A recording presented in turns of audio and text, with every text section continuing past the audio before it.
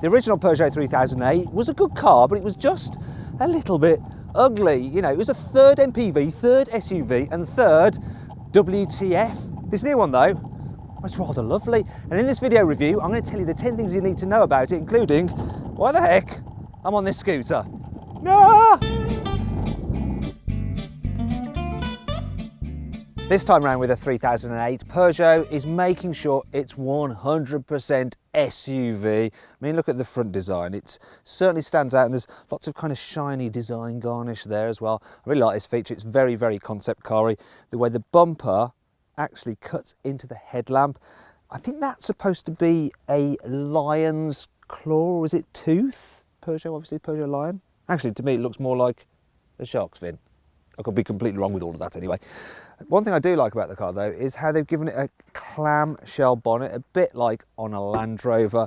Also the car, its ride height is higher than the old 3008, yet the roof height is the same, so it just kind of makes it look more rugged, yet more sporty at the same time. This is quite a sporty feature as well. The blacked out rear pillar there, it's a bit like on a Jaguar XJ, though I think it works better here. I know what you're thinking, oh, typical British journalist talking about British cars in a French car review. Sorry, I'm just programmed to do that. It's just what we do, I'm afraid. And that brings me on to the back of this car. It's absolutely stunning, isn't it? It's as though Peugeot went to the future, got a load of designers, brought them back here to create this car. It is that fresh. The only thing I don't like about it is that on low spec cars you get these horrible plastic fake exhausts, and that's just lame. But overall, I really like the look of this car. But what do you think? Click up there to vote whether you think this is hot or not. This particular car has the 1.6 litre turbocharged petrol engine, but you can only get it with an automatic gearbox, and the auto is generally quite good and smooth, though it can take a little bit longer than I'd like to respond when you... There you go, put your foot down. Anyway, who cares? No one's going to really be buying this engine, because if you're just going to do town driving and you want a petrol, just save some cash and get the 1.2 litre turbo petrol. However, if you're doing lots of motorway miles, you'll want one of the diesels, and you can get two 2 litres and pick one of those if you want to tow. However, if you don't want to tow, get one of the 1.6 litre diesels. Now you can get it in either 100 horsepower, which is going to be too slow, or 120 horsepower, which should be just about fine, and it should be able to do 70 miles per gallon. The interior of this Peugeot 3008 is just head and shoulders above the competition. I mean, in comparison, things like the Seat Ateca, the Volkswagen Tiguan, the Kia Sportage, the Nissan Qashqai, the Mazda CX-5, they're all just so achingly dull. Whereas this is wonderful. I love the way the cockpit wraps around you. I like the sweeping effect of the dash, the way you've got fabric up here and on the doors. And even the small steering wheel with the dials on top actually works here. The seating position is spot on. I've got nothing to complain about. And the quality of the materials, I mean, really soft touch plastics up there and on the dash, even here, past the carwow flick test, no problem at all. Only when you reach further down there, they start to feel a bit cheap, but that's the case on most cars. I think in terms of quality, this is up there with premium brands such as Audi. Now there is one thing that may be a bit of a problem with this car for some people, and that's the starting price. So it begins from just under £22,000, which makes this 3008 a lot more expensive than a Seat Ateca. In fact, it's on a par pretty much with a Volkswagen Tiguan.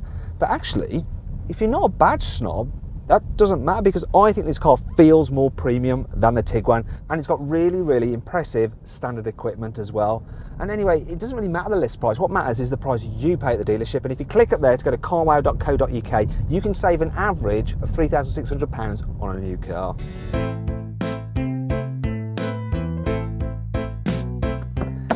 Getting into the back of the 3008 is pretty easy because these door openings are massive. Just wish the doors open to 90 degrees, but it's only a small problem. Once you're in, there's plenty of space for most people. So knee room probably isn't quite as generous as in a Toyota RAV4, but there's easily enough. Headroom, even with this panoramic sunroof fitted, which does eat into headspace, I've got just about enough headroom, so that's fine. Slight disappointment is the fact that I can't recline or slide these rear seats like you can in a Volkswagen Tiguan. But this car does kind of make up for that by the fact, look, it's got a completely flat floor. So if you need to carry 3 people, there's absolutely loads of foot space. The only problem is this centre console does kind of get in the way of your shins. But hey, some you lose, some you win, such as the fact you can get the car with a front passenger seat, which lies flat. And I guess if you want to, you can then travel in the back like that. It's actually all right, that. you're the kind of person that thinks an SUV absolutely positively must be four-wheel drive, then forget this car because it's front-wheel drive only. However, you can get it with something called grip control, and at a turn of a dial you can alter the traction control system so that it helps the car grip on slippery surfaces. Now, it's not quite as good as sending drive to the rear wheels, but it's going to be good enough for most people, unless they're a farmer or mountain rescue. Then yeah, it won't quite be up to the task. It's important for a car such as this to have lots of cubby spaces so you can hide away all your family's detritus and prevent it looking like a rubbish tip after about 300 or 400 miles. So let's count how many cubbies are in this car. 1, 2, 3, 4, 5, 6, 7, 8, 9, 10 and 11. 12, 13, 14, 15, 16. And that should be enough for most families.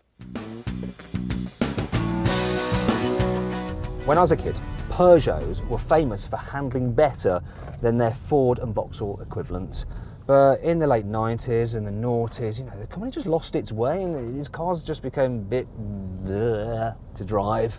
However, Peugeot sorted things out, and this 3008 is proof. You see, for a tall vehicle, it handles very well. It doesn't lean much in the corners, and this little steering wheel, it makes sense when you're trying to like dart through traffic or, you know, make quick turns. Now, don't get me wrong, this is no sports car, but then it doesn't need to be, does it? It just needs to get you to your destination safely and swiftly if you need it to. And the good thing is that Peugeot haven't sacrificed comfort in the interest of handling. They've got the balance just right, unlike Seat with the Ateca. Yeah, this is a comfy car and it drives as well as you ever need it to. You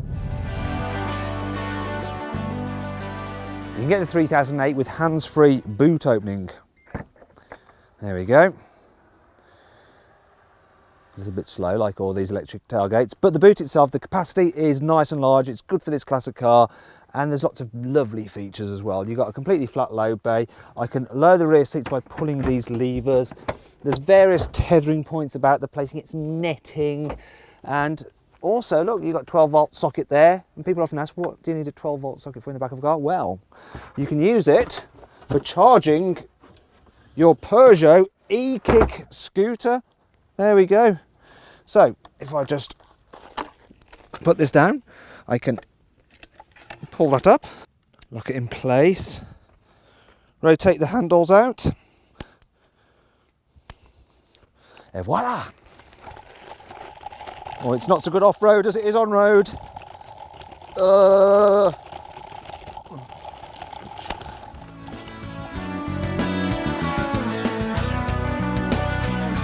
So as standard, the 3008 gets rear parking sensors, there's dual zone climate control, you get auto emergency braking and lane departure warning, but that's not particularly special, is it? However, this is, all models get this 12-inch digital driver's display, and it looks glorious. I can change the different views of it as well, and that is something Audi will charge you quite handsomely for on its cars. It's standard here on this Peugeot. You also get this large central infotainment screen which you control most of the car's functions through, and it's much better than the system in old Peugeots, though still probably not the best on the market. You can access functions quite easily though using these toggle switches, and they're rather swish and nice though, as with other Peugeots. Operating the climate control is, well, it's kind of one press too many, really, if you ask me.